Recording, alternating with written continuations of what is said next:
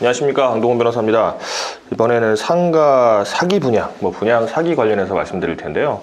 요즘 서울 같은 경우는 아파트 값이 많이 올라가지고 강남 같은 경우는 30평대 아파트가 막 비싼 데는 30억까지 가까이 간다고 하죠. 그리고 조금 싸다고 하더라도 20억은 훨씬 넘는 데가 많은데, 그렇다 보니까 이제 이 상가, 일반적인 소위 말하는 꼬마 빌딩이라고 하는데, 그 꼬마 빌딩하고 가격 차이가 별로 나지 않아요.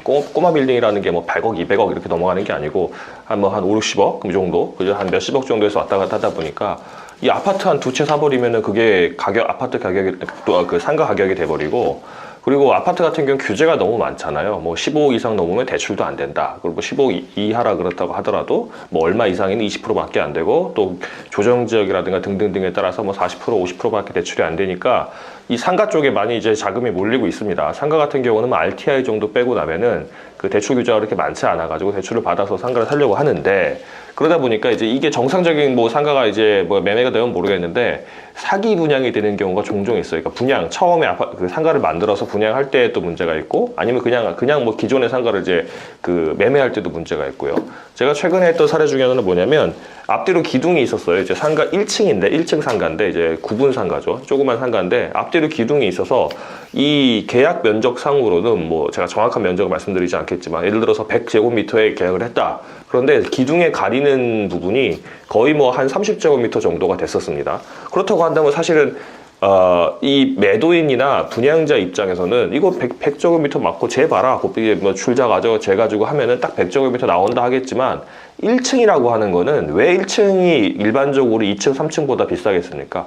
그러니까 왔다 갔다 하는 유동인구가 잘 들어올 수 있고, 또 멀리서도 너무 멀리면 안 되겠지만 적당한 거리에서는 거기에 어떤 업종의 그 상가가 있다, 장사를 하는 곳이 있구나 인지를 할 수 있게 잘 보일 수 있어야 되는데, 앞뒤로 기둥이 있어 버리니까 잘 가리게 돼서 멀리서 잘 보이지도 않고, 또 안쪽에서도 이제 밖을 볼 수가 없으니까 호객행위가 하기 힘들게 되는 겁니다. 이제 실질적으로 가려있기 때문에 그쪽은 피해서 가야 되고 하는 거니까 그쪽은 죽은 공간이 돼가지고 이제 사실상 100제곱미터가 아닌 꼴이 됐던 사안입니다. 이런 경우가 많아요. 또 어떤 경우는 사기 분양을 할 때 이제 조감도나 설계도상으로는 그렇지 않은데 실제 직후 보니까 주차장을 나가는 길이 이제 원래 앞뒤로 다 이렇게 좀 뻥 뚫려가지고 바로 갈 수 있게 한다 그랬는데, 알고 보니까 앞으로만 나가서 삥 돌아서 가야 되는데, 그게 그 주차장까지 가는 길이 건물이 한 3개, 4개 있어가지고 한참 걸어가 돌아서 와야 되기 때문에 이거 사실상 주차장이 너무 힘들다. 상가에서 계속 이제 장사를 하시는 분들 같은 경우는 한 번만 오면 되니까 상관이 없지만, 처음 오는 사람들 같은 경우는 처음에 주차를 어떻게 해야 될지도 모르고 우왕좌왕하고, 되고 나면 항상 전화하고 그러면 이제 그 업무하기도 힘들고 이런 경우들이 있었어요. 그리고 또 뭐가 있을까요? 편의점 같은 거 이제 독점 분양해 준다고 했는데, 알고 보니까 그 거리 제한, 한 500m 정도 거리 제한이 있어가지고 주위에 이제 편의점이 있는 바람에 내가 하고 싶어도 못 하게 되는 그런 사유들도 있었고. 근데 그런 사유들이 여러 가지가 있습니다. 대출 이율 같은 경우도 또 한 3% 해준다고 그랬는데 알고 보니까 6%, 7%라든가 이런 경우도 종종 많아요. 그래서 이런 경우 같은 경우는 어떻게 되냐 많이 물어보시는데, 결국은 사기 분양입니다. 사기가 사람을 속이는 거죠. 이제 기망하는 거라고 합니다.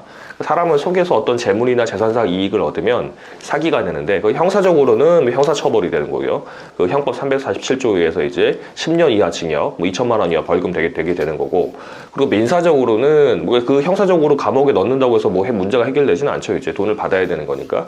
그 민사적으로는 그 계약, 사기로 이루어진 계약 자체를 취소할 수가 있습니다. 그러니까 취소가 되면은 법적으로 소급해서 무효가 된다고 해요. 소급이 이제 거슬러 올라가는 거죠. 이제 어디까지 소급하냐면 처음에 계약했을 때로 소급해서 올라가는 겁니다. 그러면 계약이 처음 했을 때부터 무효가 되기 때문에, 그러면 효력이 없다는 거잖아요, 무효가. 그러니까 효력이 없는 계약 때문에 내가 상가 분양 관련해가지고 계약금도 나가고, 그 다음에 또 중도금도 나가고, 그렇다고 한다면 그게 내가 아무 근거 없이 준 돈이 되잖아요. 그럼 그거는 부당이득. 그러니까 법률상 원인 없이 타인의 재산이나 노무로 인하여 이제 법률상 재산상 이익을 얻게 되면은 그게 부당이득이거든요. 그럼 나는 부당이득을 줬으니까 부당이득 반환 청구를 할 수 있게 되는 거죠. 이런 법리를 거쳐서 하게 되는 겁니다. 그러면은 이게 핵심 쟁점은 뭐냐면 사기냐 아니냐예요.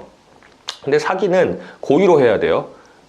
내가 실수로, 그러니까 상가 분양하는 사람이, 나는 다 될 줄 알고, 이제 주차장도 잘 될 줄 알고 했고, 그 다음에 제가 아까 말씀드린 기둥 같은 것도 없는 줄 알고 했는데, 시공하는 사람, 시공업자가 그냥 잘못해 놓은 거야. 이래버리면은 분양하는 사람 자체는 뭐 과실이 없잖아요. 이제 고의가 없잖아요. 그리고 사기는 안 됩니다.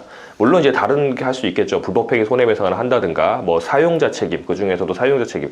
왜냐하면 뭐 도급인의 책임이라든가 이제 여러 가지 법리가 있습니다. 그러니까 반드시 고의로 하지 않더라도 과실로 한다고 하더라도 책임진다는 법리들이 있으니까 찾아가지고 다른 우회적으로 가는 방법이 있기는 합니다.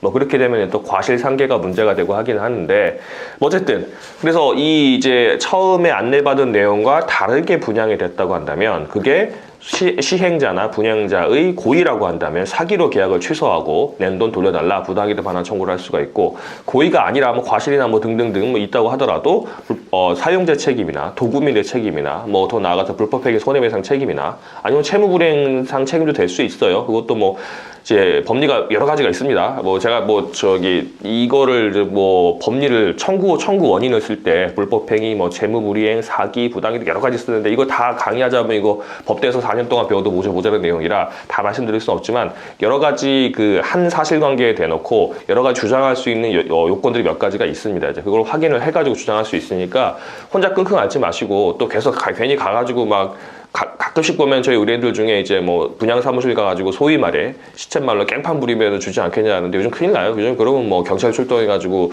괜히 이제 피해자인데 가해자로 둔갑해버리고 이렇게 될 수가 있으니까 법적인 절차를 따라서 하시면 됩니다. 다만 이제 우리가 이겨도 상대방이 돈이 없으면 돈 받을 수가 없잖아요. 그러니까 이 시행하는 사람들은 돈이 뭐 풍부해가지 않은 사람들이 많지 않고 다 대출받아가지고 하는데, 그러면 많지 않을 테니까 일부라도 자산이 남아있을 때, 그러니까 분양 같은 게 할 때 좀 남아있는 그 호실 같은 게 남아있을 때 뭐 최후에는 그거 경매해가지고 받으면 되는 거니까 조금이라도 자산이 있을 때 하시면 좋으니까 관련 자료를 확인하셔가지고 변호사 도움을 받으시면 될 것 같습니다.